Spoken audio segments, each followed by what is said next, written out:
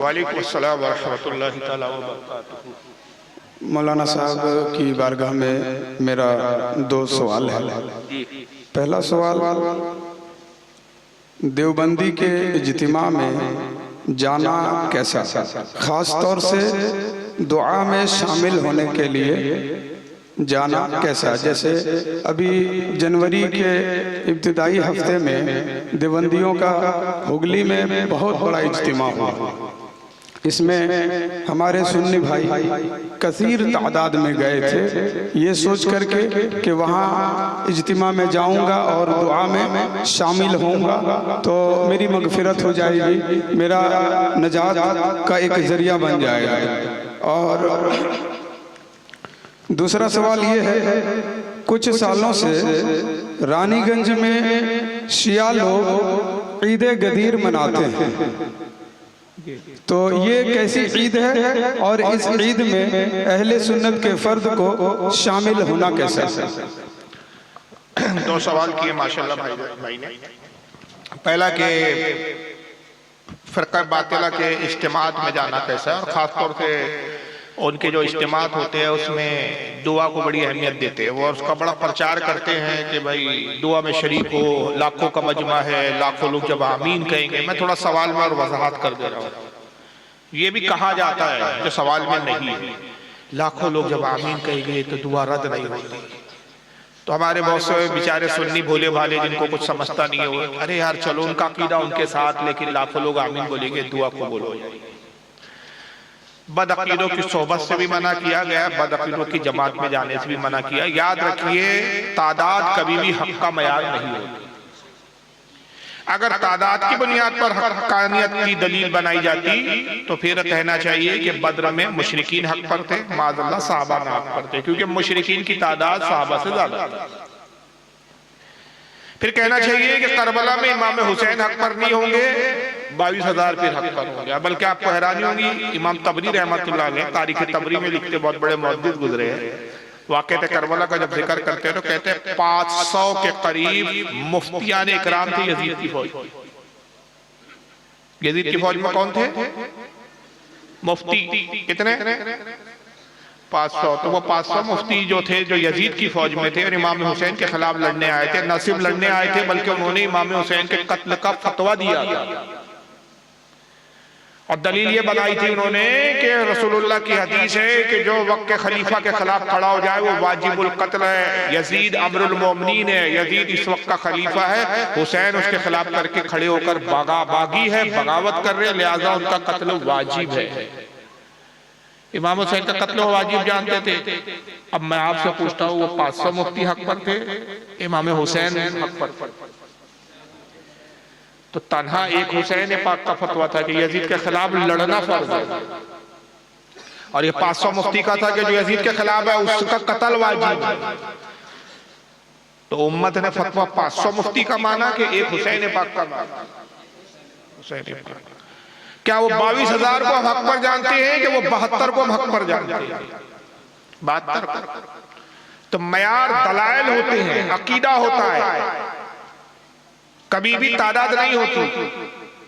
Karbala की तारीख उठा के देखिए, जब आशूरे की सुबह हुई, फजर का वक्त हुआ, इमाम अली मकाम ने हजरत अली अकबर को कहा कि बेटा अली अकबर अजान दो, फजर की नमाज हम अदा करेंगे, और ये हमारी जिंदगी की आखिरी नमाज है। हम में से शायद जोहर तक बहुत से लोग हैं जो जिंदा भी नहीं।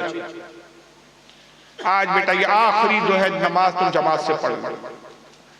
अली अकबर ने अजान पुकारी, इमाम हुसैन मुसल्ले पर आए, 72 नफूज, 72 फिदाने हुसैन पाक इमाम अली मकाम की इब्तिदा में नमाज पढ़ रहे थे, और दूसरी तरफ भी अजान हो रही थी। वहां अजान देने वाला कौन था? शिम्र दुल जोशन। शिम्र दुल जोशन अजान दे रहा था, और इमामत अमर इब्ने साद कर रहा था। अमर इब्ने आस वो कर रहा था, क्या नाम है इसका? अमर इब्ने साद। फर्क ये था कि यहाँ एक इमाम के पीछे 72 लोग थे, वहां एक इमाम के पीछे 22,000 थे। तो नमाज किसकी कबूल हुई आपके हिसाब से? जमात कौन सी बड़ी थी? वो थी। लेकिन नमाज किसकी कबूल थी? हुसैन पाक की, अम्र इब्न साद की नहीं। हुसैन ने बता दिया कि हक्कानियत की दलील ये है कि अकीदा दुरुस्त हो, इमाम की जमात ना देखो, तादाद ना देखो, बल्कि हक किधर है वो देखो, हक्कानियत को देखो। ये कितनी बड़ी तादाद में आ गया भाई, हक पर नहीं हो सकते। इनसे हमारा इख्तलाफ दुआओं पर नहीं है, हमारा इख्तलाफ इनसे नमाज पर नहीं है। ये नमाज की भाई तबलीग कर रहे हैं, हम नमाज की तबलीग कर रहे हैं, हम अखलाक सिखा रहे हैं। हम कहते हैं भाई इस पर कोई इख्तलाफ नहीं, जिस असल बुनियाद पर इख्तलाफ है उस पर बात करो। और असल इख्तलाफ यह है कि तुम्हारे अकाबरीन ने, तुम्हारे बुजुर्गों ने, तुम्हारे पेशवा ने रसूलुल्लाह सल्लल्लाहु अलैहि वसल्लम की तौहीन किताबों में लिखी, छापी, किताबों में की, बयान की, और जब तौबा नहीं की तो हमारे अकाबरीन ने समझाया, नहीं माने तो फिर हमारे अकाबरीन ने उस पर कुफ्र के फतवे सादिर दिए। चूंकि तुम उन्हें बुजुर्ग मानते हो, नकीदों से इत्तेफाक करते हो, लिहाजा तुम पर भी वही हुक्म शाया है। चोर चोरी करे लेकिन जो उसको पनाह दे, जो उसको अच्छा समझे, वो भी मुजरिम करार पाता है। अब ये तो हो सकता है कल आप कहेंगे फारूक साहब आपने से लप्पासी की है यार, अब दलील दे देता हूं, सुन लीजिए। मुस्तदल फिरदौस की हदीस है गालिबन, और आला हज़रत के वालिद है हज़रत अल्लामा नकी अली खान, उनकी किताब है तफसीर सूरह अलम नशरा, और इमाम गज़ाली ने भी इस हदीस को लिखा है। बहुत सारे मुहद्दिसीन ने हदीस को लिखा है कि मूसा अलैहिस्सलाम के बाद एक नबी मबूस किए गए, हज़रत यूशा अलैहिस्सलाम। हज़रत मूसा का विसाल हुआ, उसके बाद फिर एक पैगंबर आया। 6 लाख की आबादी में ये मबूस किए गए, यानी 6 लाख की आबादी में भेजे गए। उस जमाने में एक वक्त में कई नबी होते थे, सिर्फ रसूलुल्लाह आप सरकार ऐसे है जो तन्हा रसूल भी है। उस जमाने में कोई दूसरा नबी भी नहीं, कोई रसूल भी नहीं। लेकिन पिछली शरीयतों के जमाने में कई कई नबी रहे, जैसे हजरत इब्राहिम नबी है, आपके बेटे ईसाक अलैहिस्सलाम भी नबी है, हजरत इस्माइल भी नबी है, आपके साले हजरत लूत अलैहिस्सलाम भी नबी है। एट ए टाइम कितने नबी आप गिन लीजिए। हजरत आदम भी नबी है, हजरत शीश भी नबी है। मूसा अलैहिस्सलाम के जमाने में हजरत हारून अलैहिस्सलाम भी नबी है, हजरत यूशा भी नबी है। तो अलग अलग आबादियों में नबी होते थे। हजरत यूशा को जिस कौम की तरफ नबी बनाकर भेजा गया, 6 लाख की आबादी थी टोटल। और आका सल्लल्लाहु अलैहि वसल्लम इरशाद फरमाते, हदीस बयान करते हुए कि 3 लाख की आबादी ईमान लाई, 3 लाख की आबादी ईमान नहीं लाई। यूशा अलैहिस्सलाम ने बहुत समझाया, बहुत समझाया, बहुत समझाया, मायूस हो गए। जब देखा कि कौम नहीं मानने वाली तो अल्लाह से दुआ की, मौला अब ये मानने वाले नहीं, जो 3 लाख ईमान लाने वाले थे वो ला चुके, अब ये जो 3 लाख जो ईमान नहीं लाए, ये ईमान लाने वाले नहीं मालूम होते, मैं इनसे मायूस हो गया, इन पर अपना अज़ाब दे दे। खालिक कायनात ने वही भेजी, यूशा तन्हा इस कौम को छोड़ के निकलो, पूरी कौम पर अज़ाब भेजा। यूशा अलैहिस्सलाम हैरान हो गए कि मैंने तो काफिरों के लिए बद्दुआ की है, काफिरों के लिए दुआए हलाकत की, ईमान वालों के लिए तो नहीं की। सज्जे में गिर गए, रोने लगे। खालिक कायनात ईमान वालों को भी तबाह करेगा, उन पर भी अज़ाब भेजेगा। ये इबरत है, ये हदीस हमारे लिए। हम असल में क्या करते हैं, कुरान और हदीस से दलील नहीं लेते, अपनी अक्ल की बुनियाद पर हमने मजहब बनाया। हमने अपनी अक्ल के मुताबिक चीजों को तराशा, जो हमारी अक्ल पे बैठेगा वो हम कबूल करते हैं, जो अक्ल कबूल ना करे, चाहे वो हदीस में हो कुरान में, हम उसको रिजेक्ट कर देते हैं। हम ये जानने की कोशिश नहीं करते कि कुरान और हदीस क्या कहते हैं इस बारे में, हमारी अक्ल क्या कहती है। अरे मुल्ला को छोड़ो, मुल्ला को क्या समझता है? अरे भाई मुल्ला को नहीं समझता तो क्या तेरे को समझता है? मौलवी ने तो उस फील्ड में पढ़ा है, उस फील्ड में मेहनत की है। ये हदीस इबरत है मैं जो सुना। यूशा अलैहिस्सलाम सज्जे में गिर गया, मालिक कायनात पूरी कौम पे अज़ाब भेजे। इनमें 3 लाख तो वो है जो तेरी इबादत करते हैं, तुझ पे ईमान रखते हैं। अल्लाह ने फरमाया हाँ, इन पर भी अज़ाब भेजे। और रब्बे कदीर इनका कसूर क्या है? फरमाया कसूर ये है कि जो ईमान नहीं लाए उनसे ताल्लुक रखते हैं, उनसे कतई ताल्लुक नहीं करते, उनसे दूरी इख्तियार नहीं करते, उनसे दोस्तियां करते। और नतीजा यही हुआ कि अजाब आया, 6 लाख की आबादी पूरी की पूरी तबाह हो गई। लेकिन अगर कोई होशियार आए और कहे कि फारूक साहब ये हो सकता है कि ये रिवायत उस दौर के लिए हो, रसूलुल्लाह की उम्मत पे आप उसको कैसे फिट कर सकते हैं, तो चलिए इस उम्मत के लिए सुन लीजिए आप, इस उम्मत के लिए हुक्म क्या है कुरान अज़ीज़। सूरह मुजादिला में आखिरी आयत है, सूरह मुजादिला जाके देखिए कुरान में मौजूद है, और उसकी बिल्कुल आखिरी आयत जहाँ सूरह मुजादिला खत्म होती है। अल्लाह फरमाता है ला तजिदू कौमन युमिनूना बिल्लाहि वल यौमिल आखिर युवादूना मन हाद्दल्लाह व रसूल। ऐ मेरे महबूब, है मेरे हबीब, तू उस कौम को हरगिज मोमिन ना पाएगा कि जो दावा तो करते हैं कि हम ईमान लाए अल्लाह और आखिरत पर और दोस्ती करते हैं अल्लाह रसूल के गुस्ताखों से। अल्लाह कहता है वो मोमिन नहीं होंगे। वलो कानू आबाहुम औ अबनाहुम औ इख्वानहुम औ अशीरतहुम, अगरचे वो गुस्ताख उनके अपने बाप क्यों ना हो, उनके अपने बेटे क्यों ना हो, उनके अपने भाई क्यों ना हो, उनके अजीज तरीन रिश्तेदार क्यों ना हो, अगर उनका बाप गुस्ताख है और वो अपने बाप से रिश्तेदारी रखते, अल्लाह फरमाता है वो मोमिन नहीं होंगे। वो भाई देखेंगे हमारे भाई है, हम भाई से कैसे कहते ताल्लुक करें, अल्लाह फरमाता मोमिन नहीं होंगे। बेटे गुस्ताख रसूल है मगर वो उनसे ताल्लुक रखेंगे, अल्लाह फरमाता मोमिन नहीं होंगे। असल रिश्ता शरीयत में ईमान का है, बाकी कोई रिश्ता नहीं है। खून के रिश्ते की इस्लाम में कोई अहमियत नहीं। अगर खून के रिश्ते की अहमियत होती तो रसूलुल्लाह का चचा, सगा चचा अबू लहब फिर दोज़ख में नहीं जाता, जन्नत में जाता।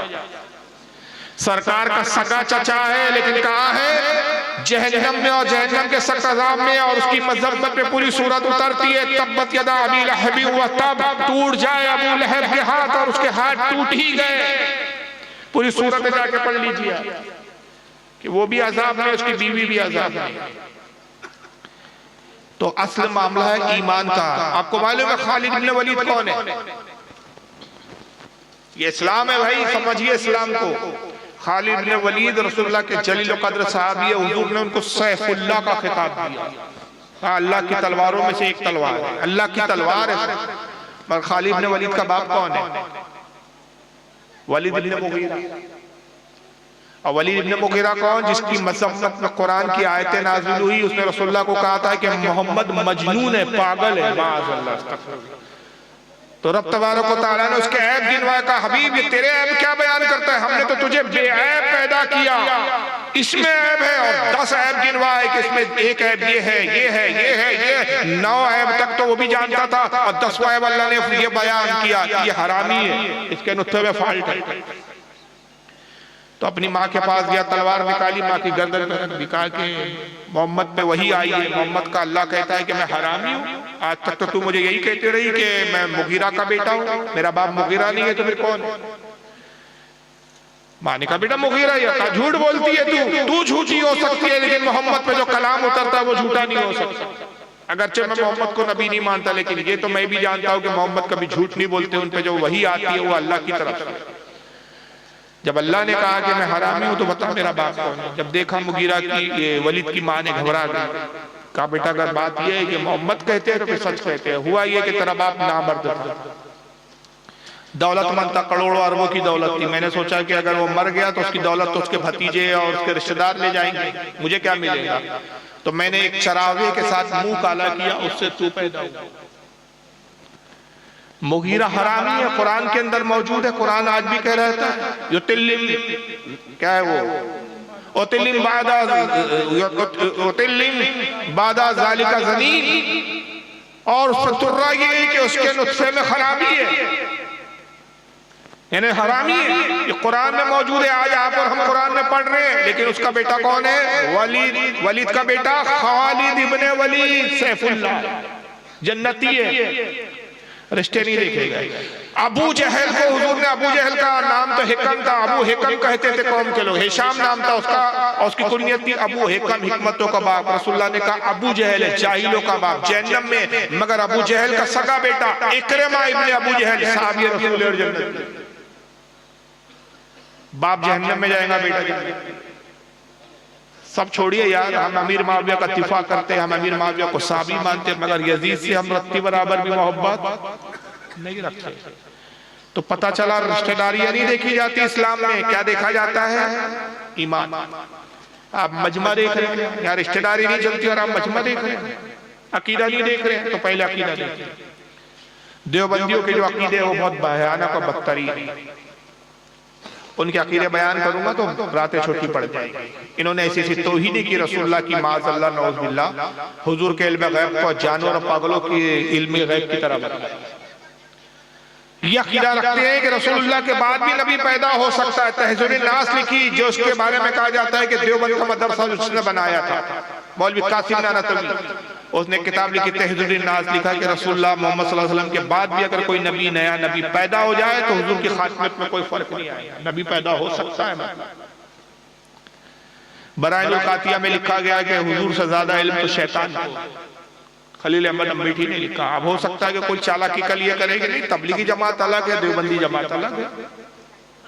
हम तो तबलीगी जमात के इज्तिमा में जाते हैं, देवबंद से हमारा क्या लेने देना। और ये मक्कारी पे आए, ये फिरका बातिला की एक खासियत होती है कि अपने आप को बचाने के लिए फिरका बातिला के लोग झूठ भी बोलते हैं, कहते नहीं सब वो जो जिन अकीदों की बुनियाद पर आप बात करते हो ना, जो आपके बरेली मौलवी जिनकी गुस्ताखियां बताते हैं, जिनकी किताबें बताते हैं, वो उलमा देवबंद है, हम तो तबलीगी जमात वाले हैं, हम तो नमाज रोजी की बात करते हैं, उनसे हमारा कोई ताल्लुक नहीं है साहब। अच्छा अच्छा अच्छा, किसी अनाड़ी को आप बेवकूफ बना सकते हैं, लेकिन हमारे सामने नहीं चलेंगी आपकी चालाकी मक्कारी। तबलीगी जमात का बानी कौन है, फाउंडर कौन है, किसने तबलीगी जमात बनाई? मौलवी इलियास कांदेलवी। मौलवी इलियास कांदेलवी और अशरफ अली थानवी दोनों की नानी एक ही है, ये रिश्तेदारी है। मौलवी इलियास कांदेलवी खुद देवबंद से पढ़ा है। तो मौलवी इलियास कांदेलवी का मामला खुद ये था कि देवबंदियों से ताल्लुकात रहे, और वो जिनसे मुरीद हुए मौलवी इलियास कांदेलवी साहब देवबंद के आलिम थे, मौलवी रशीद अहमद गंगोही। रशीद अहमद गंगोही से मुरीद हुए। अशरफ अली थानवी के शागिर्दों में, खलील अहमद अम्बेठी के शागिर्दों में। फजाइल आमाल किताब जो तबलीगी जमात का निसाब है, जिसको वो दर्स देते हैं मस्जिदों में और जगह जगह ले जाके, फजाइल आमाल जिस मौलवी ने लिखी, जाके नाम देख लीजिए, लिखा हुआ है इसके ऊपर मौलवी जकरिया सहारनपुरी। ये मौलवी जकरिया कौन है? कासिम नानातवी का सगा पोता है। ये सब रिश्तेदारी है इनकी, एक ही मदरसे से पढ़े, सब उसी मदरसे से निकले हैं। तो ये वक्त आने में अपने बाप का भी इनकार कर देते हैं कि हमारे अब्बा नहीं है, लेकिन हमें मालूम है तुम्हारा सजरा क्या है, तुम्हारी निस्बतें कहाँ का जुड़ी हुई है। तो बहरहाल इनकी दुआ नहीं, इनकी इबादत नहीं, इन पे तौबा फर्ज है, इज्तिमा करना फर्ज नहीं है। इनके इज्तिमा से परहेज करना चाहिए, इनसे बचना चाहिए। दूसरा सवाल भाई का था कि ईद गदीर का क्या मामला है। दर हकीकत ये शियाओं की ईद है, अहले सुन्नत का इससे दूर दूर का कोई ताल्लुक नहीं है। इस पर मेरी मुहर्रम में, इसी साल मुहर्रम में मैंने तकरीबन 2 घंटे मुस्तकिल तफसीली गुफ्तगू की है, जो इंटरनेट पे मौजूद है, और उसमें मैंने कुछ चैलेंज भी किए जिसको अभी तक किसी ने जवाब नहीं दिया, अब तक तो नहीं दिया। अब मुझे नहीं लगता उसका कोई जवाब दे पाएगा। उसमें मेरे बहुत सारे मैंने बुनियादी बातें की है। सबसे पहले कि ईद गदीर है क्या, तो मेरा गदीर मनाने वालों से कुछ सवाल है कि आप ईद गदीर क्यों मनाते हो। ये तो शियाओं की है, सुन्नियों में इसका तस्करा ही नहीं, हमारी किसी किताब में इसका जिक्र। याद रखिए, हम हदीस गदीर को मानते, ईद गदीर को नहीं मानते। हदीस गदीर को मानना और है, ईद गदीर को मानना और है। अब हदीस गदीर क्या है, हमारे अहले सुन्नत की भी किताबों में लिखी है। सुनन इब्न माजा में हदीस है, वो अल मुस्तदरक हाकिम अल मुस्तदरक में, बहुत सारी किताबों में है, असुनन अल बहकी में है, कई किताबों में हमारे हदीस है कि रसूलुल्लाह हज से लौट रहे थे, मकाम गदीर पर आप कयाम करते, एक मकाम है जिसका नाम है गदीर, गदीर खुम, और आपको वहां अली की फजीलत बताना मखसूस था। तो आप ऊंट पर सवार हुए, अली को अपने साथ ऊंट पर बिठाया, और उसके बाद अली का हाथ पकड़ा और फरमाया, मन कुन्तु मौला फहाज़ा अली मौला। ऐ लोगों, जिसका मैं मौला, अली भी उसके मौला। अब इस हदीस की बुनियाद पर शियाओं ने कुछ अकीदे गढ़ डाले और कहा कि हजरत अली को मन कुन्तु मौला कह के, फहाज़ा अली मौला कह के रसूलुल्लाह ने उनकी खिलाफत का ऐलान कर दिया। अब मेरे इस पर चंद सवालात है गदीर मनाने वालों से। तो कल तक शिया मनाते थे, और आप कौन मना रहे हैं? आजकल हमारे यहाँ खानकाई लोग ज्यादा मनाने लगे, दरगाही लोग ज्यादा मनाने लगे, पीरी मुरीदी करने वाले मनाने लगे। दलील कुछ नहीं है। अब जो वो बयान करते हैं उस पर मेरे को सवाल है। सबसे पहला कि आप ईद गदीर क्यों मनाते हैं? क्या मन कुन्तु मौला का मतलब आप ही लेते कि अली तमाम साहबा में अफजल है? अगर ये अकीदा लेते हैं तो ये अहले सुन्नत के खिलाफ है। अहले सुन्नत का अकीदा क्या है? इजमाई अकीदा, जिस पर सहाबा का इजमा, ताबई, तबे ताबई, खुद रसूलुल्लाह से इजमे में शामिल। 14 साल से उम्मत मुस्लिमा का ये इजमा है कि तमाम सहाबा में अंबिया के बाद सबसे अफजल कौन? अबू बकर। और इस इजमा में खुद मौला अली भी शामिल है। हमारे यहाँ सबसे मुस्तरद जो किताब है हदीस की, कुरान के बाद जिसका दर्जा है, वो है सही बुखारी, सही मुस्लिम। कई किताबों में तकरीबन 44-45 हदीस की किताबों में रिवायत मैंने खुद देखी है, बुखारी, मुस्लिम, अबू दाऊद, कई किताबों में कि हजरत मौला अली के साहबजादे हजरत मोहम्मद इब्ने हनफिया, हजरत फातिमा के बाद मौला अली ने दूसरे जो निकाह किए उनसे साहबजादे पैदा हुए, उनमें एक है मोहम्मद इब्ने हनफिया।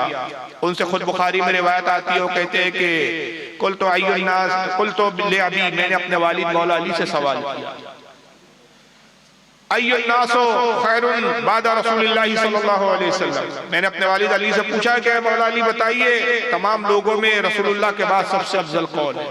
काला अबू बकर, मौला अली ने कहा वो अबू बकर है। सुम्मा मन, कहा कि उसके बाद कौन है? कहा उमर हो, उसके बाद उमर है। फिर हजरत मोहम्मद इब्ने हनफिया कहते हैं कि खशी तो उस्माना, मुझे ये अंदेशा हुआ, ये डर हुआ कि अगर मैंने फिर ये पूछा कि सुम्मा मन यानी उमर के बाद कौन, तो उस्मान गनी का नाम ले लेंगे, तो मैंने सवाल ही बदल दिया और मैंने ये कहा सुम्मा अंता, उसके बाद तो आप अफजल है, उस्मान गनी के बाद आप अफजल है। तो मौला अली ने फरमाया माना इल्ला रजुलन मिनल मुस्लिमीन, कहा बेटा मैं नहीं हूँ बल्कि मैं तो मुसलमानों में से एक आम मुसलमान। ये आजीज़ी की अली है, लेकिन अहले सुन्नत का इत्तेफाक है कि आप चौथे नंबर पर है। तो खुद मौला अली फरमा रहे हैं कि तमाम साहबा में रसूलुल्लाह के बाद कौन अफजल है? साहबा में अबू बकर। इमाम हाकिम की यह किताब मौजूद भी इत्तेफाक से, जिसको देखना हो, क्योंकि मैं कल 12 बजे तक यहाँ हूँ। ये इमाम हाकिम नहीं, माफ करें, इमाम अहमद इब्ने हम्बल मसलक के इमाम है, गौसे आजम इनकी तकलीद करते थे। फजाइल सहाबा इन्होंने किताब लिखी, इसके अंदर ये हदीस लाए हैं, सही सनद है इस हदीस की। इसको हाफिज ज़हबी ने भी इस हदीस को सही कहा, हज़रत मुजद्दिद सानी ने मकतूबात में इस हदीस को सही कहा। और हदीस पाक है कि मौला अली ने अपने दौरे खिलाफत में कानून बनाया और आपने कूफा के मिंबर से ऐलान किया कि अब अगर मैं किसी को ये कहता हुआ पाऊं और सुनूं कि वो अबू बकर और उमर पर मुझे अफजल करार देता है, तो मैं उस पर झूठे की हद 80 कोड़े लगाऊंगा। तो खुद मौला अली भी जो यही अकीदा रखते थे कि हज़रत अबू बकर सब में अफजल है। तो आप ईद गदीर क्यों मनाते हो कि अबू बकर से अफजल है? तो अगर ये है तो फिर आप अहले सुन्नत के खिलाफ हो, तो पता चला कि आप अहले सुन्नत में नहीं हो, फिर आपका अकीदा शिया वाला है, क्योंकि शिया तो अली को सबसे अफजल मानते हैं, बल्कि माज़अल्लाह नबियों से अफजल मानते हो। बल्कि मैं तो वीडियो दिखा चुका हूं, वो तो खुदा ही मनसब पे बिठा चुके हैं। फिर कहते नहीं, फिर कुछ मौलाई चालाकी करते, कहते नहीं, असल में हम अबू बकर से अफजल नहीं मानते, हम तो अहले सुन्नत के मुताबिक अबू बकर सिद्दीक को सबसे अफजल मानते साहबा में। वो विलायत अली का ऐलान किया था रसूलुल्लाह ने, इसलिए हम जश्न मनाते इस तारीख को, विलायत अली का। तो मैं कहता हूँ ये तो वाकया कब का, पहले ये बताओ, ये 9 हिजरी का वाकया है, तो क्या 9 हिजरी से पहले अली वली नहीं थे? उससे पहले क्या अली को विलायत नहीं मिली थी? हमारा अकीदा तो यह है कि अली पैदाइशी तौर पर ही वली थे। आला हज़रत ने तो इस पर किताब लिखी कि पूरी जिंदगी में कभी अली ने शिर्क किया ही नहीं, कभी बुत की नहीं पूजा। आप पैदाइशी वाहिद थे, अल्लाह को मानने वाले थे। अच्छा चलो, अगर बिल फर्ज मान लो कि आप कहते नहीं विलायत अली का बाबांगे दुवल मजमे आम में ऐलान किया, इसलिए हम जश्न मनाते, तो मुझे बताइए विलायत अली का ऐलान ज्यादा अफजल है कि विलायत नब्वत का ऐलान ज्यादा अफजल है? तो जिस तारीख को रसूलुल्लाह ने ऐलान नब्वत किया, नब्वत का ऐलान किया, उस तारीख को आपने ईद नब्वत क्यों नहीं मनाया? ईद गदीर क्यों आपको मिली? तो इस पर बहुत सारे मैंने 2.5 घंटे की तकरीरें आप सुनिए, एक दलाइल दिए हदीसों के साथ, दलीलों के साथ। और उसमें सबसे बुनियादी सवाल, मैं कल से ईद गदीर मनाने की तबलीग शुरू करने के लिए तैयार हूँ। मैं खुद मनाऊंगा और मैं तबलीग करूंगा, इस पर बयानात करूंगा इंशाल्लाह, लेकिन सिर्फ एक शर्त है कि 12 इमाम जो मानते हैं, शिया भी मानते हैं, हम भी मानते हैं। इमाम मेहदी के बारे में इख्तलाफ है इनमें और हमने कि इनके मुताबिक इमाम मेहदी पैदा हो गए, हमारे मुताबिक पैदा हो गए। तो 11 इमाम तक तो सबका इत्तेफाक है। इमाम हसन अस्करी तक पहले इमाम मानते हैं हजरत अली को, फिर इमाम हसन, फिर इमाम हुसैन, फिर इमाम ज़ैनुल आबिदीन, फिर इमाम बाक़िर, फिर इमाम जाफर, फिर हजरत इमाम मूसा काज़िम, फिर हजरत इमाम अली रज़ा, हजरत इमाम तकी, हजरत इमाम नकी, हजरत इमाम हसन अस्करी। ये कुल 11 इमाम होते हैं। मुझे बताओ, ये 11 इमाम में से किसी एक इमाम ने ईद गदीर मनाया दिखा दो, मैं कल से खुद मनाने के लिए तैयार। इन 11 इमामों से कोई दिखा दो, आपको हैरानी होगी। 600 हिजरी में मस्जिद दौला एक राफदी शिया बादशाह गुजरा है, उसने इस ईद की बुनियाद दी। कब रखी? 600 हिजरी में, यानी रसूलुल्लाह के विसाल के 600 साल के बाद। उससे पहले किसी इमाम ने ईद गदीर नहीं मनाई, खुद मौला अली ने नहीं मनाई ईद गदीर, न मौला अली ने मनाई, न किसी साहबी ने मनाई, और न मौला अली ने ता जिंदगी अपनी खिलाफत की सनद और दलील के तौर पर हदीस गदीर को सनद बनाया है। एक रिवायत में कोई दिखा सकता, बल्कि अहले सुन्नत की मोतबर रिवायतों में मौजूद है कि हज़रत अली से पूछा गया कि क्या रसूलुल्लाह ने आपकी खिलाफत की कोई वसीयत कर दी थी? आपने फरमाया हरगिज़ नहीं, जो ये कहता है वो झूठा और कज़्ज़ाब है।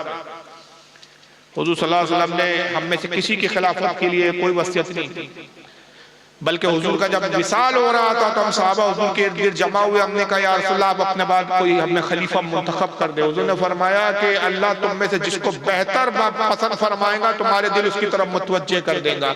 अल्लाह ने हम में सबसे बेहतर अबू बकर को पाया, हमारे दिल अबू बकर की तरफ मुतवज्जे कर दिए।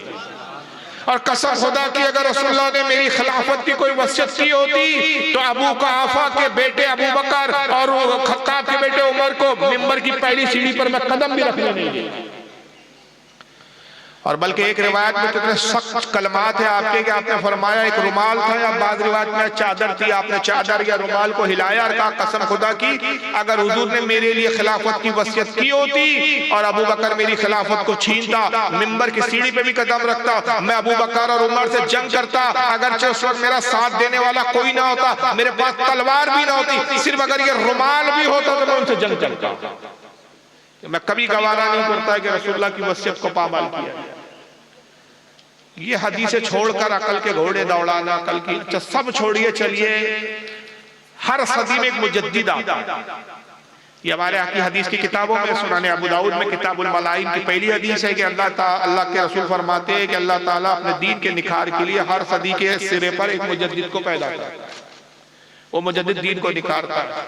हर सदी में कुछ मुजद्दिद आए। एक मुजद्दिद जो आला हजरत फाजिल बरेलवी के सदी के पहले वाले शाह अब्दुल अजीज मौदूदी से दहली, उनकी किताब है तोहफा नाशरिया, फारसी में है, उर्दू तर्जमा भी आ चुका है मेरे पास अल्हम्दुलिल्लाह। फारसी एडिशन तुर्की का छपा हुआ है, इंडिया का भी छपा हुआ नहीं कि कोई इल्जाम लगाए कि बरेलियों ने बढ़ा दिया।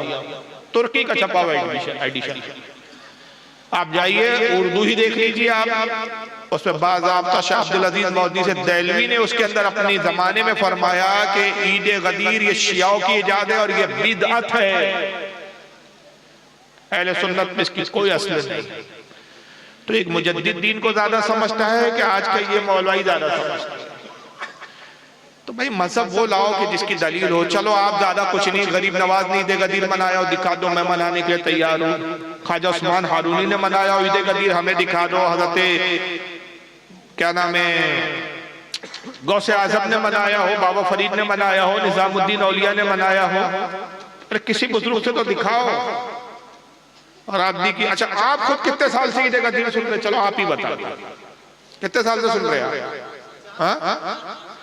अगर ये ईद पुरानी होती तो 5 साल पहले ही सुनने में आई आपको। अब जवाब में कोई कह सकता है कि मिलादुल नबी का भी सबूत क्या है? हम कहते हैं उसकी असल तो है हदीस में मौजूद, ये अलग है कि उसका तरीका हमने यहाँ थोड़ा अलग है।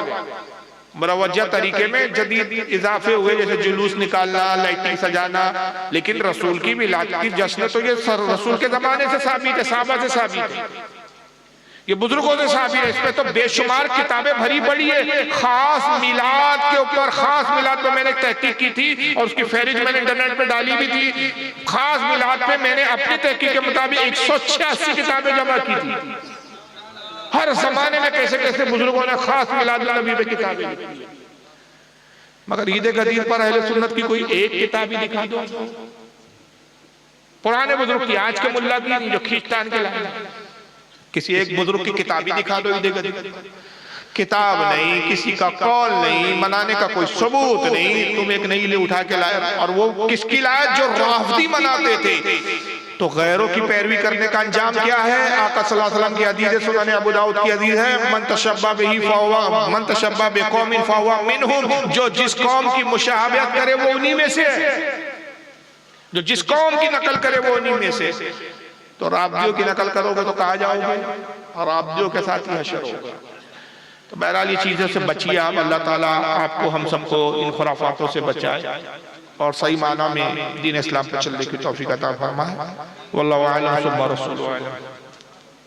जवाब थोड़ा तफसीली हो गया क्योंकि सवाल ही ऐसा था कि तफसील नहीं बयान करता तो फिर वो शुबात रह जाते। हालांकि तफसील मैंने पूरी बयान नहीं की, मैंने अर्ज किया ना 2.5 घंटे की नेट पर इस पर तकरीर मौजूद है, आप जाके सुनिए उसको। अस्सलाम वालेकुम। वालेकुम अस्सलाम।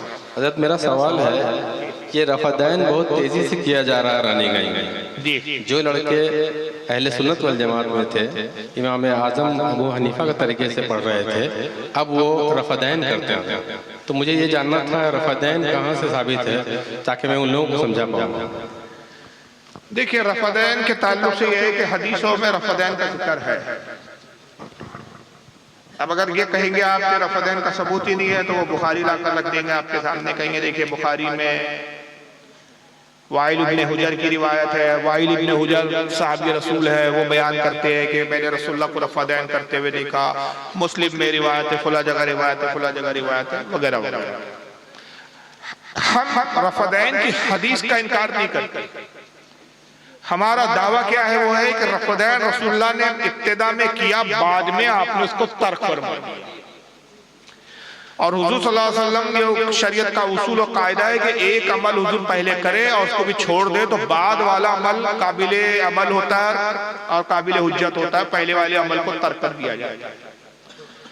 जैसे मिसाल के तौर पे आका सल्लल्लाहु अलैहि वसल्लम ने पहले कब्रों पे जाने से मना किया, खुद हदीसी में अल्फाज मौजूद, हुजूर फरमाते मैंने तुम्हें कब्रों की हाजिरी से रोका था, अब हुक्म देता हूं कि कब्रों की ज़ियारत करो। तो अब ज़ियारत करना मुस्तहब हो गया, सुन्नत हो गया। पहले ममानियत थी तो अगर जब ममानियत थी तब अगर कब्रों की ज़ियारत के लिए जाते तो गुनाहगार। ऐसी बहुत सारी शरीयत में कानून है, चीजें हैं जो पहले हराम थी बाद में हलाल हो गई, या पहले हलाल थी बाद में हराम हो गई। तो रसूलुल्लाह ने एक अमल पहले किया फिर बाद में उसको छोड़ दिया, जब बाद वाला अमल किया वो हुज्जत होता है। तो हमारे अहले सुन्नत का दावा ये है, हमारे पास वो हदीसें हैं कि जिसमें रसूलुल्लाह का तर्क रफ़ादैन साबित होता है। जैसा कि सही मुस्लिम के अंदर हदीस है और इसको नसाई ने भी इसको बयान किया, इमाम नसाई ने भी लिखा, सुनन अबू दाऊद में भी है, बहुत सारी किताबों में है कि अल्लाह के नबी सल्लल्लाहु अलैहि वसल्लम तशरीफ लाए, साहबी रसूल है एक, लेकिन उनका नाम अभी ज़हन में नहीं आ रहा। हाँ क्या नाम है उनका, देखिए नाम नहीं आ, एक मिनट दूसरी पढ़े आप, मेरे पास है नोट्स, अब पढ़ के सुना देता हूँ जी, है मेरे पास लिखी हुई है। चलिए अच्छी बात है।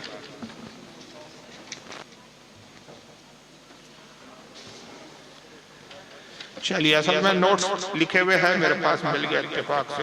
हाँ जाबिर बिन समूरा, चलिए अल्फाज ही पढ़ देता हूं। सही मुस्लिम के अंदर ये हदीस मौजूद है, किताबुस सलाह बाबुल अम्री बिस्सुकूनी फिस सलाह, यानी नमाज के अंदर सुकून को इख्तियार करना, ये बाब कायम किया। हदीस नंबर इसकी 854 है, सही मुस्लिम की हदीस। अन जाबिर बिन समूरा रज़ियल्लाहु ताला अन्हु क़ाला खरजा अलैना रसूलुल्लाह सल्लल्लाहु अलैहि वसल्लम फ़क़ाल, हज़रत जाबिर बिन समूरा कहते हैं कि हम सहाबा एक जमात के साथ नमाज पढ़ रहे थे, तो नबी पाक सल्लल्लाहु अलैहि वसल्लम अपने हुजरे पाक से तशरीफ लाए, बाहर तशरीफ लाए और हमको देखा तो आपने इरशाद फरमाया, माली अराकुम रफ़ाई ऐदिकुम, क्या बात है कि मैं तुम्हें देख रहा हूं कि तुम नमाज में इस तरह हाथ उठाते हो जैसे सरकश घोड़ा अपनी दुम हिलाता। सरकश घोड़ा मतलब जो घोड़े का दिमाग सटिया जाता है तो उसकी दुम यूं यूं हिलती रहती है, रुकती नहीं हो, आप वो ऑटोमेटिक उसकी दुम हिलती रहती, उससे मिसाल दिया गया। फरमाया क्या बात है कि मैं तुम्हें नमाज में इस तरह बार बार हाथ उठाते हुए देखता हूँ, यानी रफ़ादैन करते हुए देखता हूँ जैसे सरकश घोड़ा अपनी दुमों को हिलाता है। कानमा अजनाबु खील शम्स, इस तरह देखता हूँ, पूरी हदीस का मैंने टुकड़ा छोड़ दिया था, जैसे सरकश घोड़ा दुम हिलाता है। उस्कुनु फिस सलाह, नमाज में सुकून इख्तियार करो। उस्कुनु फिस सलाह, नमाज में क्या करो। ये वो हदीस है जिसके बारे में हमारे मुहद्दिसीन कहते हैं कि रफ़ादैन के मंसूब की हदीस है। और सही मुस्लिम के अलावा ये अबू दाऊद में है, नसाई में है, मुस्नद अहमद में है यही हदीस। इसको इमाम इब्न अबी शैबा ने अल-मुसन्नफ में लिखा, इमाम अबू याला ने मुस्नद अबी याला में लिखा, इब्न हिब्बान ने अपनी सही में लिखा, इमाम तबरानी ने अल-माजिबुल कबीर में लिखा, बहकी ने सुनन अल-कुबरा में लिखा, इब्न हज़म ने अल-मुहल्ली में लिखा, मोहल्ला में लिखा, बहुत सारे मुहद्दिसीन ने लिखा इसको। तो बहरहाल ये वो हदीस है जो रफ़दैन के मनसूख होने की हमारे पास दलील है। और उसके बारे में फिर अइम्मा की भी अक़वाल है, जैसे इमाम अस्क़लानी बहुत बड़े मुहद्दिस गुजरे और बुखारी की इन्होंने शरह भी लिखी है फ़तहुल बारी के नाम से। इनकी किताब है अल मतालिबुल आलिया और उसमें एक बाब कायम किया इन्होंने बाबुर रफ़दैन, जी नंबर 4 है, सफ़ा 178, हदीस नंबर 517। अन बिशर इब्न हर्ब रिवायत करते हैं, बिशर इब्न हर्ब से समे इब्न उमर यक़ूल, कहते हैं कि मैंने इब्न उमर रज़ी अल्लाह ताला अन्हु को फरमाते हुए सुना, अब्दुल्लाह इब्न उमर को, कि उन्होंने फरमाया वल्लाही इन्ना रफ़अकुम ऐदिकुम फी सलाती ला बिद्दा, कहते हैं कि लोगों अल्लाह की कसम तुम नमाज में अपने हाथों को उठाते हो, ये अमल बिद्दत है। अब्दुल्लाह इब्न उमर कहते हैं कि लोगों तुम नमाज में अपने हाथों को उठाते हो, ये अमल कैसा है? बिदअत है। क्यों बिदअत है? वल्लाही मा ज़ादा रसूलुल्लाह सल्लल्लाहु अलैहि वसल्लम अला हाकज़ा यानी बेइज़्बा, कहते हैं कि अल्लाह की कसम रसूलुल्लाह सल्लल्लाहु अलैहि वसल्लम ने इसमें कोई इजाफा नहीं किया, यानी हुजूर ने बाद में अमल छोड़ दिया था, सिर्फ एक रफ़दैन करते थे। वो कौन सी? वो जब तकबीर तहरीमा के वक्त नियर बांधते वक्त। इसी तरह इमाम बदरुद्दीन आइनी है, ये भी मुहद्दिस है, इन्होंने भी बुखारी की शरह लिखी उम्दतुल कारी शरहुल बुखारी के नाम से। तो बुखारी की शरह उम्दतुल कारी शरहुल बुखारी जिल्द 5 सफ़ा 399 हदीस नंबर 735 के तहत लिखते हैं अन्ना अब्दुल्लाह इब्न ज़ुबैर रज़ियल्लाहु ताला, अब्दुल्लाह इब्न ज़ुबैर रज़ियल्लाहु ताला से बयान करते रहा रजुलुन यरफ़उ यदैहि फी सलाती इंदा रुकुई व इंदा रफ़ी रासी मिन रुकुई, कहते हैं कि एक शख्स को उन्होंने देखा हज़रत अब्दुल्लाह इब्न ज़ुबैर ने कि वो रुकू में जाते वक्त और रुकू से सर उठाते वक्त रफ़दैन करता है। तो आपने फरमाया फ़क़ाल लहू, तो आपने उससे फरमाया ला ये काम मत करो, रफ़दैन ना करो। फ़इन्न हाज़ा शैउन फ़अलहु रसूलुल्लाह सल्लल्लाहु अलैहि वसल्लम सुम्मा तरका, ये वो काम है कि जो हुजूर ने पहले किया फिर बाद में इसको छोड़ दिया। तो हुजूर सल्लल्लाहु अलैहि वसल्लम ने रफ़दैन किया लेकिन बाद में उसको क्या कर दिया? तर्क कर दिया। तो इस बुनियाद पर हमारे इमाम आज़म अबू हनीफा और इमाम मालिक, ये दो इमामों का कौल ये है कि रफ़दैन मनसूख हो चुकी, लिहाजा मनसूख पर अमल नहीं किया जाएगा। लेकिन इमाम शाफ़ी और इमाम मालिक के नज़दीक रफ़दैन मनसूख नहीं है। तो रफ़दैन का मसला इतना पेचीदा नहीं है जिसको अहले हदीसों ने इतना पेचीदा बना दिया। तो बहरहाल रफ़दैन ना करना ही सुन्नत से साबित है। और रहा ये कि वाइल इब्न हुजर की रिवायत जो पेश की जाती है उसका जवाब हज़रत इमाम इब्राहिम नक़ी रहमतुल्लाह अलैह ने दिया है, और वो ये दिया है कि अब्दुल्लाह इब्न मसूद जो हुजूर के फ़क़ीह साहबी है और हुजूर सल्लल्लाहु अलैहि वसल्लम की इब्तिदा में 10 साल नमाज पढ़ी और पहली सफ में होते थे, और हुजूर ने इनकी फजीलत में बयान किया कि हर उम्मत में एक फ़क़ीह होता है, मेरी उम्मत का फ़क़ीह अब्दुल्लाह इब्न मसूद है। और एक मकाम पे अब्दुल्लाह इब्न मसूद की फजीलत बयान करते हुए कहते हैं कि अल्लाह मेरी उम्मत के लिए हर उस चीज को पसंद फरमा लेता है जिसको अब्दुल्लाह इब्न मसूद पसंद कर लेता है। तो इनका बहुत बड़ा मकाम है, फ़क़ीह है, साहिब फतवा है। हुजूर की ज़ाहिरी हयात में इनको फतवा देने की इजाजत दी गई। अब बाद में फिर साहबा को हुजूर के विसाल के बाद भी ये बाकायदा कूफा के मुफ्ती की हैसियत रखते थे। कूफा चले गए थे और कूफा में फ़क़ीह और मुफ्ती की हैसियत थे। उन्होंने 10 साल हुजूर के पीछे नमाज पढ़ी। उनसे बुखारी मुस्लिम और कई किताबों में आया है कि उन्होंने कहा कि मैं तुम्हें रसूलुल्लाह की वो नमाज पढ़ के दिखाता हूँ जिस तरह मैंने रसूलुल्लाह को पढ़ते हुए देखा। तो उन्होंने तकबीर तहरीमा यानी पहली मर्तबा जब हाथ उठाते तभी या कानों तक हाथ उठाया। रफ़दैन यानी हाथ को उठाने को कहते हैं रफ़दैन, रफ़उल यदैन यानी हाथों को उठाना। तो पहली मर्तबा नियत बांधते वक्त कानों तक हाथ लाया और उसके बाद पूरी नमाज में फिर कहीं भी हाथ नहीं उठाया, न रुकू के वक्त और दूसरे सज्जे वगैरह के वक्त। और कहा कि मैंने वो नमाज पढ़ के तुम्हें दिखाई जैसा रसूलुल्लाह पढ़ते थे। हज़रत इब्राहिम नक्की के सामने जिक्र किया गया कि वाइल इब्न हुजर कहते हैं कि मैंने रसूलुल्लाह को रफ़दैन करते हुए देखा। तो आप जलाल में आया कहा कि वाइल वो सहाबी है जो बाद में ईमान लाया और हुजूर के पीछे 1-2 वक्त की नमाज पढ़ी। जिसने 1-2 वक्त की नमाज पढ़ी तुम उससे हदीस लेते हो, जिसने 10 साल हुजूर के पीछे नमाज पढ़ी उसकी हदीस नहीं लेते। कि 10 साल देखने वाला ज्यादा देखने वाला और समझने वाला है कि 2-4 वक्त की नमाजों को देखने वाला। और फिर वाइल इब्न हुजर वो थे कि जो सहाबा में ईमान लाए तो पीछे की सफ में होते थे। और अब्दुल्लाह इब्न मसूद हुआ जिनके बारे में तिरमिज़ी में हदीस है कि हुजूर चंद असहाब को नाम लेकर कहते थे कि इनको पहली सफ में बुलाया जाए। आप नाम लेते थे कि पहली सफ में आओ ताकि तुम मेरे अमल को देखो, और जब तुम वो अमल लोगो तो उम्मत को बयान करो तो मेरे अमल तुम्हारे जरिए मेरी उम्मत तक पहुंचे। वल्लाहु आलम सुब्हान रसूलुल्लाह। अस्सलाम वालेकुम हज़रत। वालेकुम अस्सलाम। कुछ लोगों का ये सवाल है कि गौसे पाक वलियों के सरदार हैं, और जब गौसे पाक रफ़ायदैन करते थे तो फिर और भी जो, तो हम क्यों ना करें? फिर आप ख्वाजा गिर नवाज का बात कर रहे हैं या आला हजरत का बात कर रहे हैं, तो गौसे पाक तो वलियों के सरदार हैं। ये बेहुदा सवाल जो है ये मिर्जा पलम्बर जैसे जाहिल ने पैदा किया है कि गौस पाक की 11वीं मनाते हो तो यूं कहता है, गौस पाक की 11वीं खाते हो तो उनकी नमाज पे अमल क्यों नहीं करते? तो ऐसा है कि मीठा मीठा हाफ हाफ कड़वा कड़वा थू उसी गुनी तो तालिबीन में जब गौस पाक ने रफ़दैन करने का जिक्र किया, वह नाफ के नीचे हाथ बांधने का भी जिक्र किया, वो क्यों नहीं बांधते? सीने पे क्यों बांधते हो फिर? तो बहरहाल ये कुछ लेते कुछ छोड़ते। सुनिए, गौसे आजम जो रफ़दैन करते थे वो इस बुनियाद पे करते थे कि वो हम्बली मसलक के फॉलोअर, वो इमाम अहमद इब्न अंबल के मुक़ल्लिद थे। तो इमाम अहमद इब्न अंबल के नजदीक रफ़दैन करना सुन्नत है, वो करते थे, तो हज़रत गौस पाक करते थे। तो मानना और होता, अमल करना और होता। अब अगर कहे गौस पाक को मानते तो उन पे अमल क्यों नहीं करते? तो हम ख्वाजा गरीब नवाज हनफी थी, वो नहीं करते थे। अब गरीब नवाज को मानते तो उन पे उनकी कौल पे अमल क्यों नहीं करते? फिर गौसे आजम के दादा पीर गौस पाक के कौन? जुनैद बगदादी, वो हनफी थी, वो रफ़दैन नहीं करते थे। उनके दादा पीर गौस पाक के हज़रत शिबली, वो हनफी थे, वो रफ़दैन नहीं करते थे। हज़रत इब्राहिम इब्ने अदहम गरीब नवाज के दादा पीर में वो हनफी थे, इमाम आजम के शागिर्दों में वो रफ़दैन नहीं करते थे। तो ये जहालत की बात है। असल में 4 इमाम हैं जो जिस इमाम की तकलीद में उसके मुताबिक अमल करता है। मानना और होता है, फिक़्ह पे अमल करना और होता है। हम मूसा अलैहिस्सलाम को भी मानते हैं, मानते हैं कि नहीं मानते? मानते हैं ना। और अगर कोई मूसा को नबी ना माने तो मुसलमान रहेगा? हज़रत ईसा को मानते हैं कि नहीं मानते? और कोई हज़रत ईसा का इनकार कर देता, मैं हज़रत ईसा को नबी नहीं मानता, मोमिन रहेगा? करोड़ बार कहे कि मैं रसूलुल्लाह को नबी मानता हूँ, मगर एक नबी जिनकी नबुव्वत साबित है उसका इनकार करे तो वो मुसलमान? मगर हज़रत मूसा की शरीयत पर आप अमल करेंगे? बोलो।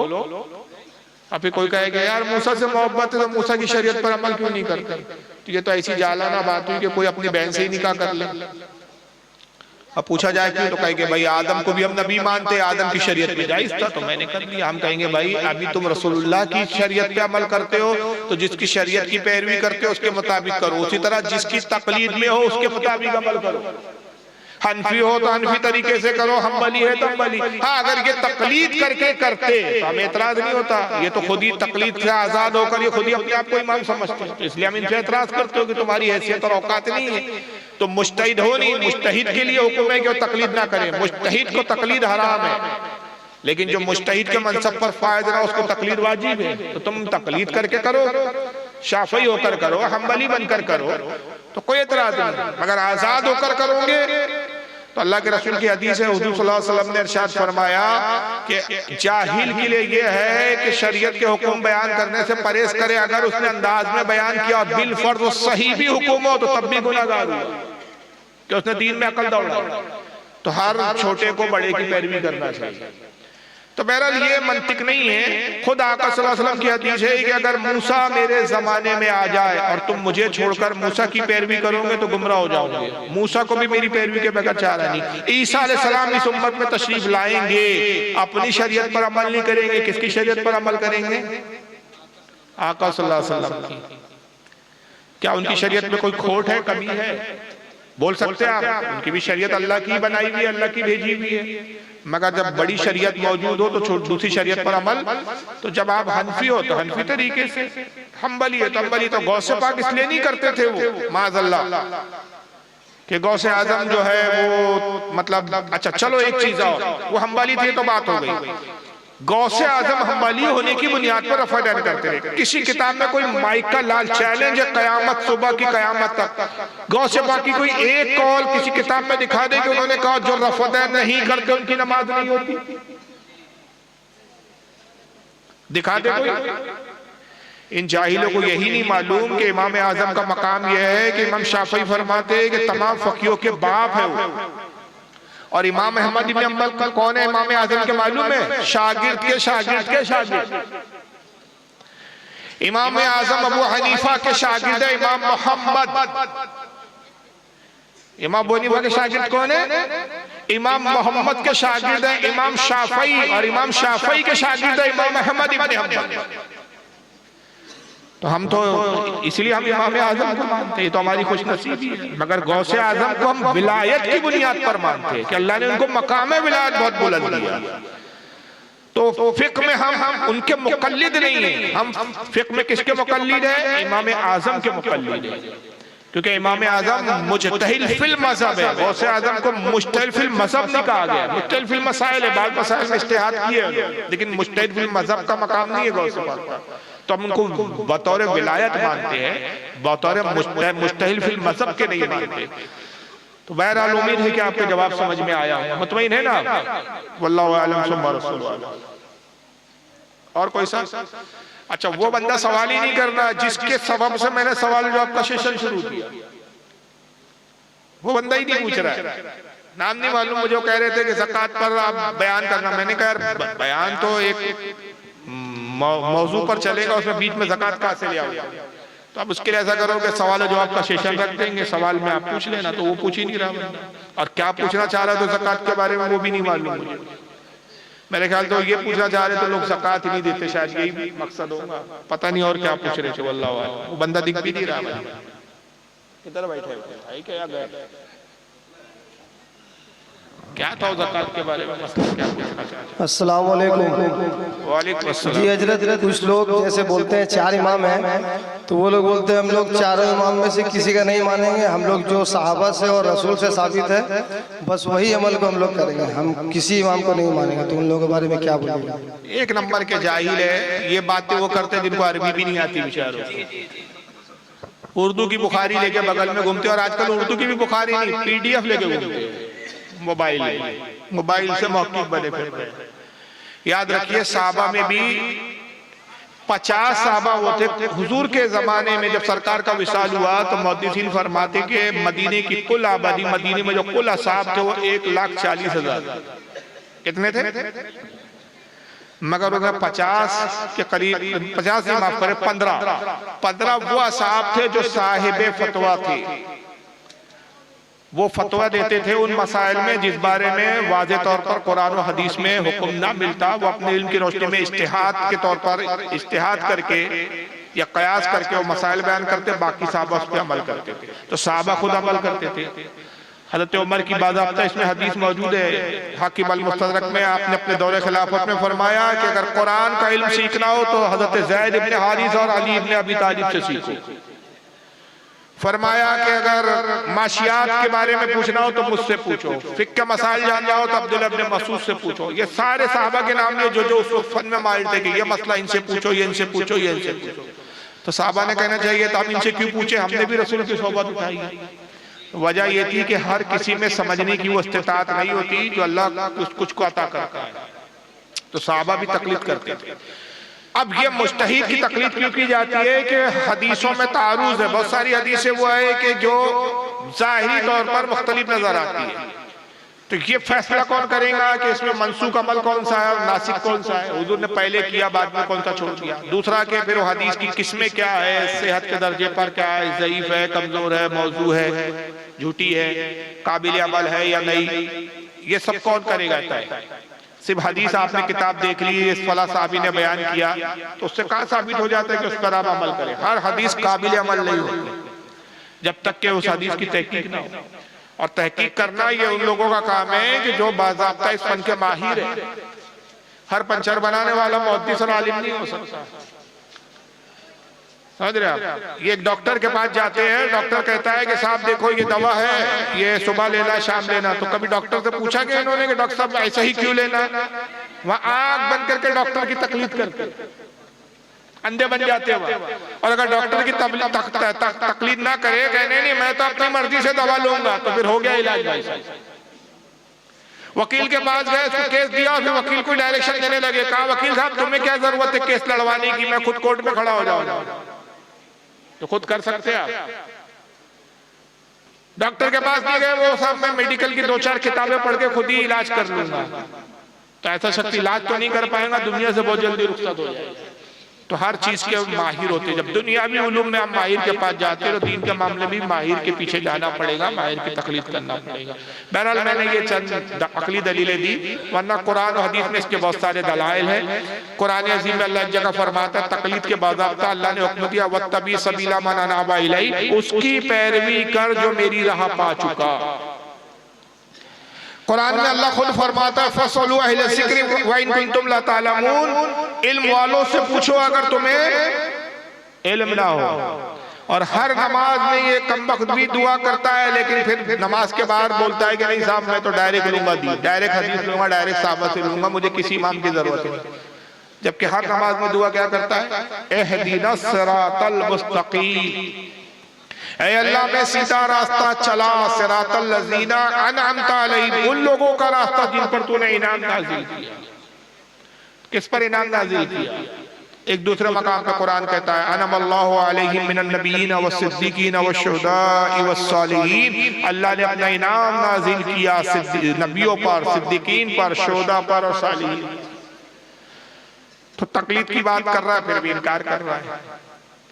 कुरान अज़ीम अल्लाह फरमाता है या अय्युहल्लज़ीना आमनू तक़ुल्लाह वब्तगू इलैहि, या अय्युहल्लज़ीना आमनू तक़ुल्लाह, क्या है क्या आयत याद नहीं आ रही? नहीं वसीला वाली नहीं, या अय्युहल्लज़ीना आमनू या वतिउल्लाह वातिउर रसूल व उलिल अम्र मिनकुम।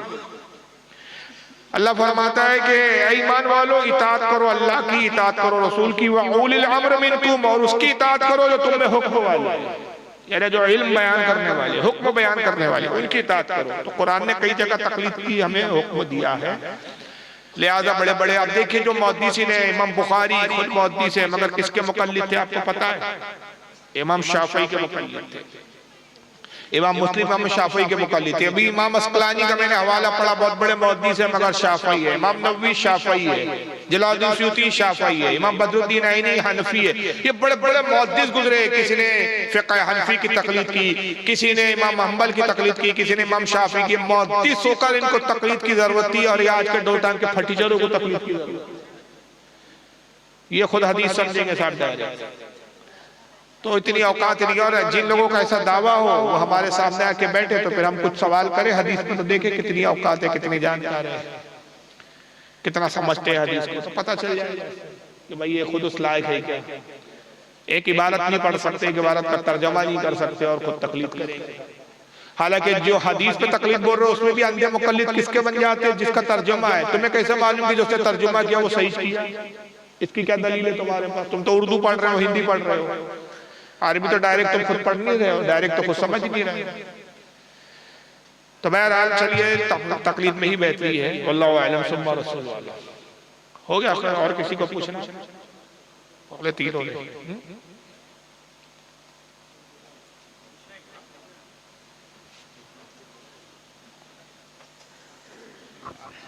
हेलो हजरत, मेरा दूसरा सवाल है।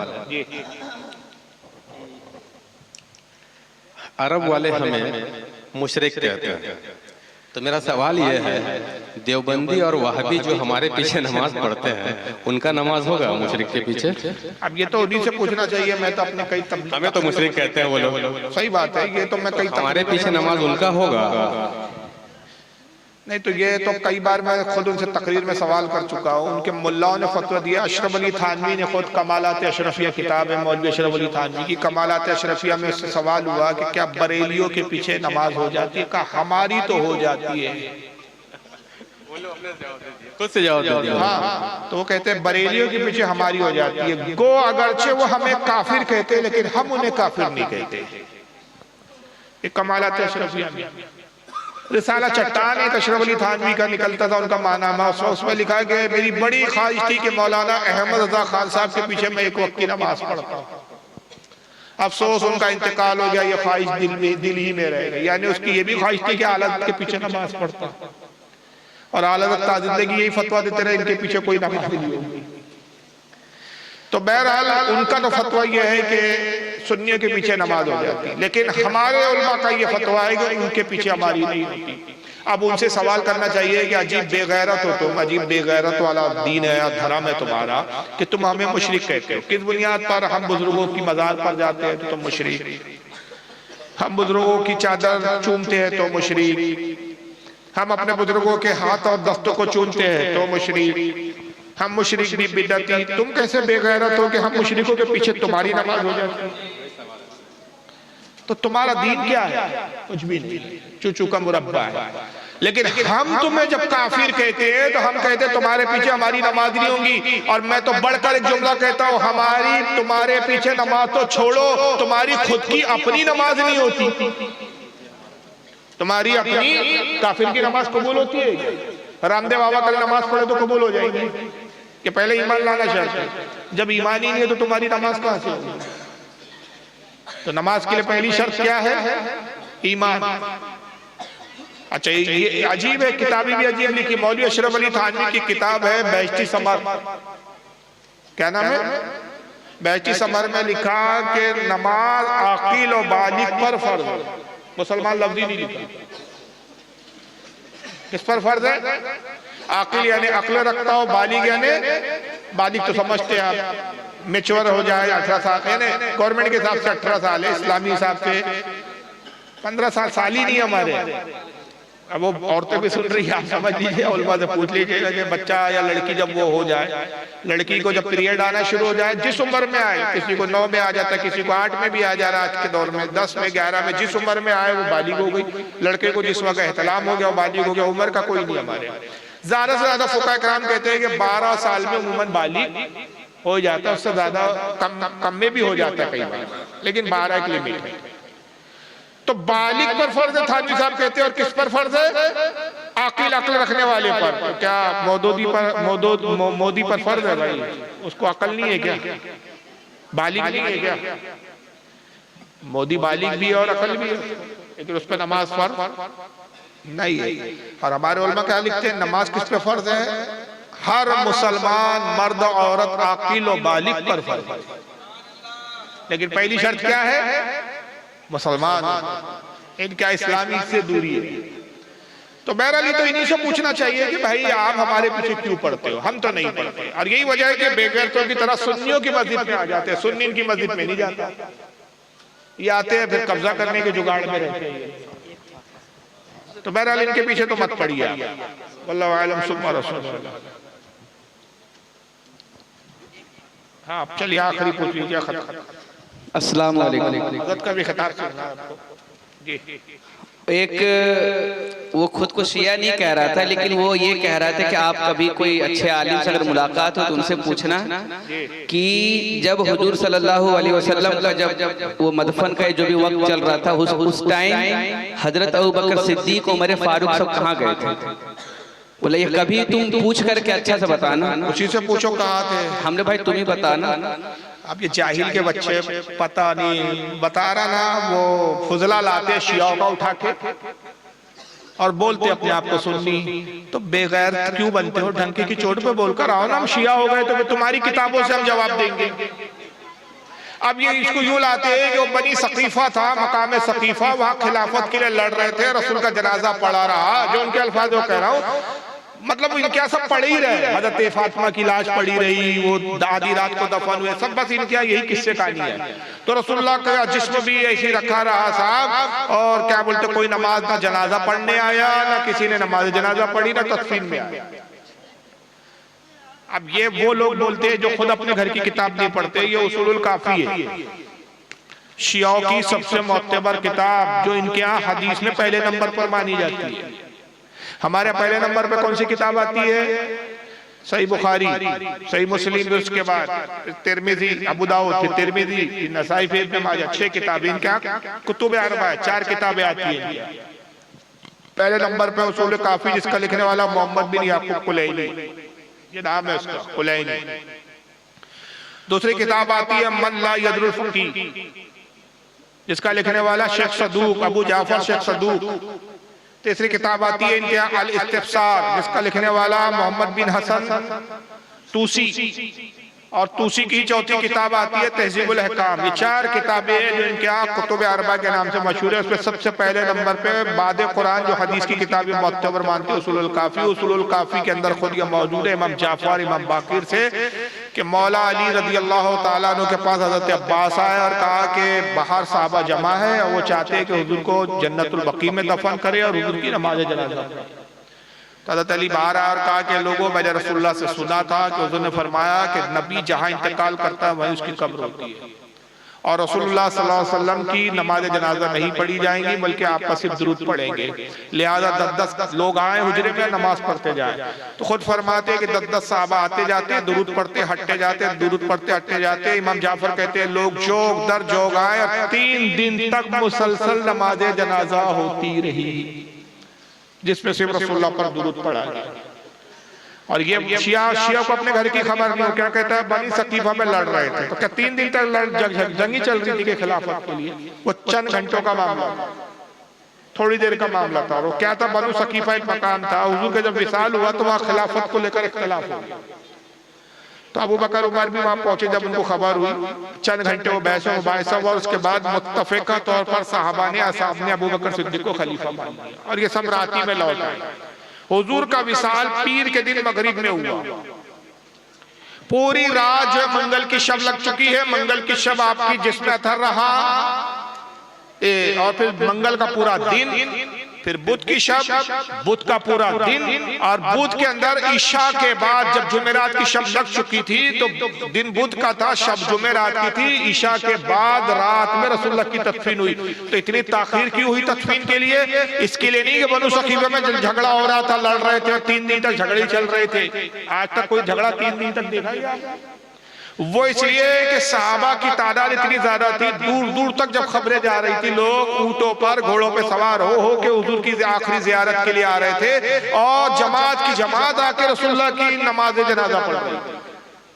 मैं नमाज जनाजा इसलिए बोल रहा हूँ कि वो जुमले वही है समझाने के लिए, वरना जनाजे की दुआ नहीं पढ़ी जा रही थी, क्योंकि हुजूर सल्लल्लाहु अलैहि वसल्लम के लिए मगफिरत की कौन दुआ करे? हमारे जनाजे की दुआ में क्या है? दुआएं मगफिरत है, मुर्दे की मगफिरत की दुआ करते हैं, लेकिन रसूलुल्लाह के लिए सिर्फ दुरूद शरीफ पढ़ा जाता था। तो वो तो उस राबदी से कहो कि पहले कोई मोतबर किताब से लिखा। अच्छा, अब अगर ये कहते हैं कि नहीं नहीं वो 3 दिन तो साहब वो खिलाफत की जंग चलते रही और कोई तदफीन के लिए नहीं आया, तो इन खबीसों से पूछो कि भाई शरीयत के उसूल के मुताबिक मैयत की तदफीन की जिम्मेदारी किसकी है? भाई किसी के घर में मैयत हो जाए तो जिम्मेदारी तदफीन की किसकी है? बोलिए। घर वालों की है ना, जिसका वली है। वली समझता ना अब क्या भी इस्तेमाल होता हूँ मैंने? वली यानी करीब, जो मैयत के करीब हो। नमाज जनाजा होती, इमाम पूछते हैं भाई वली की इजाजत है?